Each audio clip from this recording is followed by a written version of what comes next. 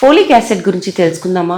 పొద్దాక మీరు ప్రెగ్నెన్సీ కోసం ట్రై చేయబోతున్నారంటే కూడా ఈ మెడికేషన్ పెడతారు కదా, దీని గురించి తెలుసుకుంటే చాలా మంచిది. అసలు ఎందుకు వేసుకోవాలి, చాలా మంది నిర్లక్ష్యం చేస్తారు. సో దీని గురించి మనం వివరాలు కనుక్కుందాం. నమస్కారం అండి, నా పేరు డాక్టర్ సువర్చల, జీవా ఫర్టిలిటీ సెంటర్స్ లో సైంటిఫిక్ డైరెక్టర్ని. ఫోలిక్ యాసిడ్ ఒక సింథటిక్ ఫామ్, అంటే ఫోలేట్ అనేది ఒక బి విటమిన్ బి చాలా ఇంపార్టెంట్.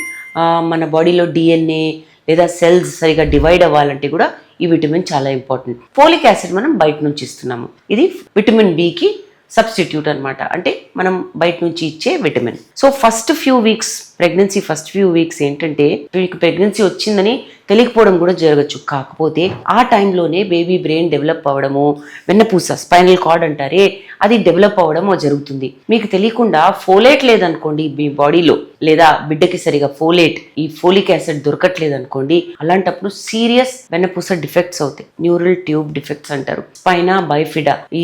మరి భయపడకండి, ఈ న్యూరల్ ట్యూబ్ లో ఉన్న డిఫెక్ట్ అన్నమాట.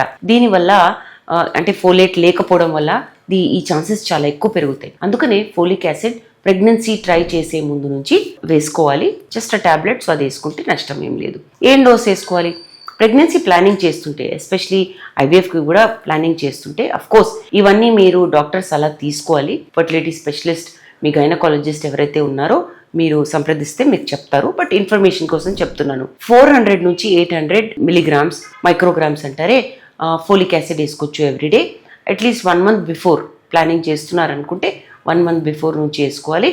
అండ్ 12 weeks ఆఫ్ ప్రెగ్నెన్సీ వరకు, అంటే ప్రెగ్నెన్సీ వచ్చింది 12 weeks వరకు అయితే ఖచ్చితంగా కంటిన్యూ చేయాలి. కొంతమందికి ఎక్కువ డోస్ ఇవ్వాల్సి వస్తుంది. టిపికలీ ఏంటంటే 5 milligrams ఇస్తారు డైలీ. అండ్ మీరు తీసుకోవద్దు, మీ డాక్టరే సలహా ఇస్తారు. ఎందుకంటే మీకు టెస్ట్ చేసేసి మీకు ఏ పరిస్థితి వల్ల ఇది పెంచడం జరుగుతుందో అది చెప్పుకుంటూ మీకు ఈ ప్రిస్క్రిప్షన్ ఇస్తారు. సో ముఖ్యంగా ఎవరుంటారు ఈ ఎక్కువ డోస్ వాళ్ళల్లో? ఆల్రెడీ ఒక బేబీ న్యూరల్ ట్యూబ్ డిఫెక్ట్ తో బాధపడుతున్న బేబీ ఉండే, లేదా మీకు యాంటీ ఎపిలెప్టిక్ మెడికేషన్స్ పెట్టారు, మీరు ఆల్రెడీ తీసుకుంటున్నారు, అలాంటప్పుడు, లేదా మీకు ఫోలిక్ యాసిడ్ సరిగా అబ్జార్బ్ అవ్వట్లేదు, కొన్ని కండిషన్స్ ఉంటాయి, అలాంటప్పుడు కూడా డోసేజ్ ఎక్కువ పెడతారు.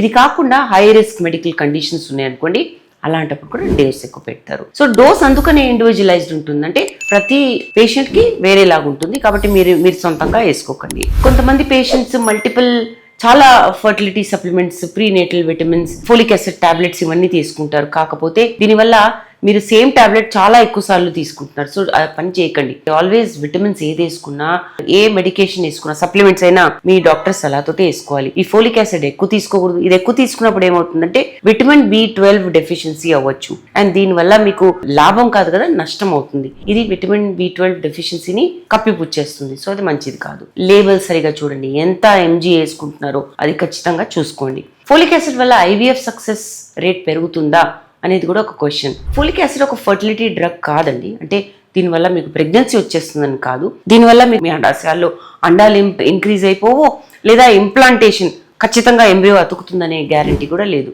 కానీ ఇంపార్టెంట్ రోల్ ఏంటంటే ఫీటల్ డెవలప్మెంట్కి, ప్రెగ్నెన్సీ వచ్చినప్పుడు మీ బిడ్డ పెరగడానికి, హెల్దీగా ఉండడానికి ఈ ఫోలిక్ యాసిడ్ చాలా ఇంపార్టెంట్. స్టడీస్ ఏమంటున్నాయంటే ఫోలేట్ కరెక్ట్గా ఉందనుకోండి, అలాంటప్పుడు రీప్రొడక్టివ్ బెనిఫిట్స్ కూడా ఉంటాయి, బర్త్ డిఫెక్ట్స్ కూడా తక్కువ ఉంటాయి తీసుకున్న వాళ్ళలో. వీటి గురించి ఇంకా వివరాల కోసం తప్పకుండా జీవా ఫర్టిలిటీ సెంటర్స్కి విచ్చేయండి.